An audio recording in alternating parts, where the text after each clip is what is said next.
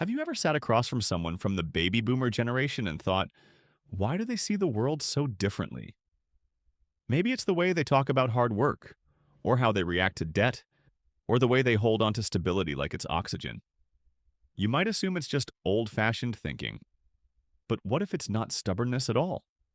What if it's psychology, deeply wired by history? Because here's the truth. No generation is random. Every mindset is shaped by the emotional climate it was born into. And baby boomers, those born roughly between 1946 and 1964, were raised in the long shadow of war and the bright promise of prosperity. From war to wealth, from ration books to suburban lawns. That kind of transition doesn't just change economies, it changes brains. Let me show you what I mean. And imagine being born right after World War II. The world had just survived one of the most catastrophic conflicts in human history. Cities were rebuilding, families were grieving, soldiers were coming home. Governments were desperate to create stability. In the United States and much of the Western world, policies were designed to promote growth. Housing programs, infrastructure expansion, manufacturing booms. The message was clear. Build, expand, secure. And if you grow up in that environment, your nervous system learns something powerful. It learns that security is everything. Boomers were raised by parents who had experienced scarcity. Parents who had lived through the Great Depression, who saved foil and reused string, who distrusted banks and feared collapse. Trauma doesn't disappear in one generation. It echoes quietly through habits and warnings and dinner table conversations. Don't waste food. Get a stable job. Buy a house. Don't rock the boat. Sound familiar? Psychologically, this creates what researchers call a scarcity-informed mindset, even in times of abundance. Your brain becomes hyper-aware of loss. It anticipates downturns. It values long-term stability over short-term freedom. That's why many boomers emphasize job loyalty. Staying with one company for decades wasn't just career strategy, it was emotional insurance. And then came the economic expansion of the 1950s and 60s. Suburbs bloomed. Television sets glowed in living rooms. College became more accessible. For many boomers, upward mobility wasn't just possible, it was visible. You could literally see your neighbors climbing the ladder. This shaped something else in the psyche. Belief in linear progress. Work hard, play by the rules. Things will improve. That belief is deeply embedded in the boomer identity. It's not naive optimism, it's lived experience. For a significant portion of them, it worked. Manufacturing jobs paid well. College tuition was affordable. Homes were within reach.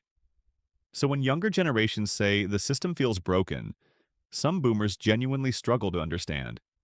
Their brain learned a different pattern. Their early experiences reinforce the idea that effort equals reward. But here's where it gets more layered. The baby boomers also came of age during enormous cultural upheaval.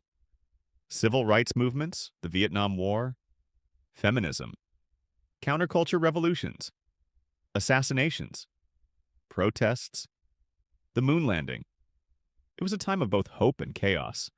And when you grow up during intense social transformation, your psychology develops a complicated relationship with authority and change. On one hand, many boomers challenged institutions. They marched, they protested, they questioned norms. On the other hand, as they aged, many became protective of the very systems they once pushed against. Why? Because as humans, our tolerance for uncertainty shrinks when we accumulate assets, responsibilities, and families. Neuroscience shows that as we age, our amygdala, the brain's threat detector, becomes more sensitive to potential losses than potential gains. So a generation that once rebelled eventually prioritized preservation. It's not hypocrisy, it's psychology. Let's talk about money for a moment. Boomers are often described as wealth accumulators, and statistically, many of them hold a large portion of national wealth in countries like the US. But that wealth didn't just come from opportunity. It also came from a mindset of delayed gratification, saving, investing, buying property, staying put. If you grow up hearing stories of economic collapse, your brain wires itself to build buffers. Financial security becomes emotional security. A retirement account isn't just numbers, it's safety, it's dignity, it's control in a world that once felt unpredictable. And here's something we don't talk about enough. Many boomers were the first in their families to experience middle-class stability. That's a huge psychological leap. When you're the first generation to make it, there's pressure. You become the bridge between struggle and comfort. That pressure can manifest as rigidity, as fear of losing what was gained, as difficulty understanding risk-taking in younger generations. Because risk to them doesn't feel adventurous, it feels dangerous, but it wasn't all security and growth. Boomers also lived through Cold War anxiety, nuclear threat drills in schools, the constant possibility of global annihilation. Imagine being a child and practicing hiding under your desk in case of atomic attack. That leaves an imprint. Studies on generational trauma suggest that chronic background stress, like living under the threat of nuclear war, creates heightened vigilance.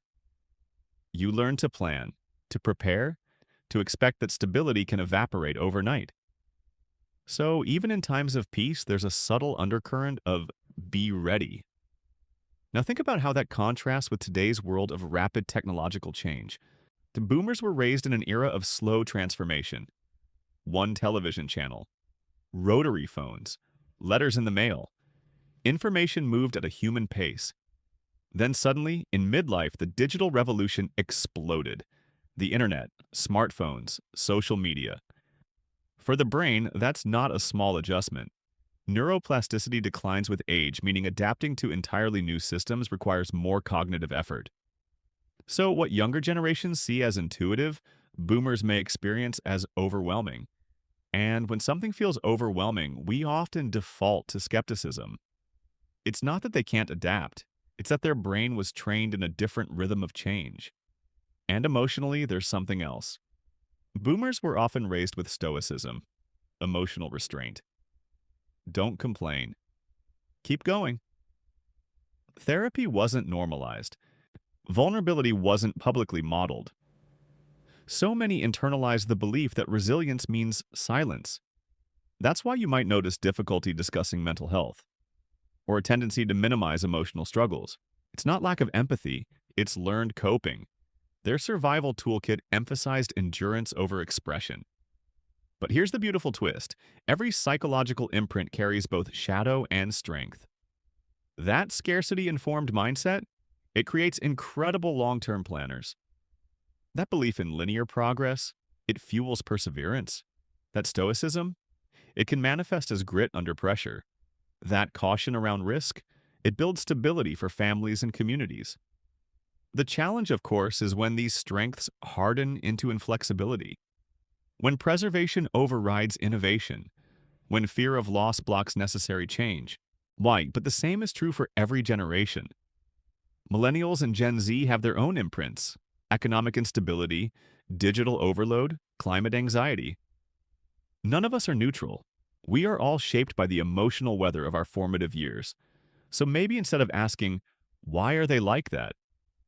We can ask, what did their nervous system learn? When a boomer emphasizes hard work, maybe they're remembering stories of factories rebuilding cities. When they worry about debt, maybe they're echoing parents who once stood in breadlines. When they resist rapid change, maybe their brain is trying to protect decades of accumulated stability. Understanding this doesn't mean you have to agree with every perspective, but it shifts the frame. It turns frustration into curiosity. And here's something powerful. Many boomers are also in a phase of reflection. As people age, research shows they engage more in life review, integrating memories into coherent stories. That's an opportunity. Conversations across generations can become bridges instead of battlegrounds. Imagine sitting with someone from that era and asking, what did the world feel like when you were my age? Not as a debate, but as exploration. Because from war to wealth, from scarcity to suburbs, from protest to preservation, The baby boomer psyche is not random. It's a map, a record of survival and ambition, fear and expansion, caution and hope. And maybe the real insight isn't about them at all, it's about you. What is your generation imprinting into your brain right now? What assumptions feel like universal truths, but are actually products of your time? What fears are you inheriting? What strengths are you cultivating without realizing it? Psychology teaches us that awareness is freedom. When you see the forces that shaped a mindset, you're less controlled by them. You gain the ability to choose what to keep, what to soften, what to evolve. So the next time you hear a baby boomer talk about the good old days or emphasize stability over disruption, pause. Beneath the words is a nervous system that learned to survive in a world rebuilding itself. And beneath your reactions is a nervous system shaped by a completely different storm. We are all in some way children of our era. If this made you see a generation, maybe even your parents or grandparents, a little differently, I'd love to hear your thoughts. What patterns have you noticed? What conversations have surprised you? Let's keep exploring the psychology behind the headlines because understanding each other might be the most revolutionary act of all.